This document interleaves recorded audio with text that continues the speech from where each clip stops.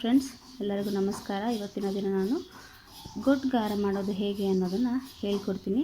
ಇದೆಲ್ಲ ನಮ್ಮ ಗೌಡ್ರ ಮನೆಗಳಲ್ಲಿ ತುಂಬ ಫೇಮಸ್. ಯಾಕಂದರೆ ಉಪ್ಸಾರು, ಗೊಡ್ಗಾರ, ಮುದ್ದೆ ಇವೆಲ್ಲ ಎಲ್ಲರಿಗೂ ಗೊತ್ತಿರುತ್ತೆ. ಅದಕ್ಕೆ ಈ ಗೊಡ್ಗಾರ ಮಾಡೋದು ಹೇಗೆ ಅನ್ನೋದನ್ನು ತೋರಿಸೋಣ ಅಂತ ಇವತ್ತು. ಇದಕ್ಕೆ ಏನೇನು ಬೇಕು ರೆಸಿಪಿ ಅನ್ನೋದನ್ನು ಹೇಳ್ತೀನಿ. ರೆಸಿಪಿ ಮಾಡೋದಕ್ಕೆ ಸಾಮಾನುಗಳು ಏನು ಬೇಕು ನೋಡ್ಕೊಳ್ಳೋಣ. ಸ್ವಲ್ಪ ಕಾಳು ಮೆಣಸು, ಯಾಕಂದರೆ ಒಣಮೆಣ್ಸಿಕಾಯಿ ಹಾಕಿರ್ತೀವಲ್ವ, ಅದಕ್ಕೆ ಸ್ವಲ್ಪ ಕಾಳು ಮೆಣಸು ಹಾಕಿದ್ದೀವಿ, ಎದೆ ಉರಿ ಬರಬಾರ್ದಂತ. ಬೆಳ್ಳುಳ್ಳಿ, ರುಚಿಗೆ ಫಸ್ಟು ಕಲ್ಲು ಉಪ್ಪು ಹಾಕಬೇಕು. ಕಲ್ಲು ಉಪ್ಪು ತುಂಬ ಟೇಸ್ಟ್ ಜಾಸ್ತಿ. ಸ್ವಲ್ಪ ಜೀರಿಗೆ, ಹಾಗೆ ಸ್ವಲ್ಪ ನಿಮಗೆ ಎಷ್ಟು ಬೇಕೋ ಖಾರಕ್ಕೆ ಅಷ್ಟು ನೀವು ಒಣಮೆಣ್ಸಿಕಾಯಿ ತೊಗೊಬೋದು. ಹಾಗೆ ಕೊತ್ತಂಬರಿ, ಸ್ವಲ್ಪ ನೀರಲ್ಲಿ ನೆನೆಸಿದಂಥ ಹುಣಸೆ ಹಣ್ಣು, ಇಷ್ಟನ್ನು ಹಾಕಿ ಮಿಕ್ಸಿ ಮಾಡಿದರೆ ಗೊಡ್ಗಾರ ರೆಡಿ ಆಗುತ್ತೆ.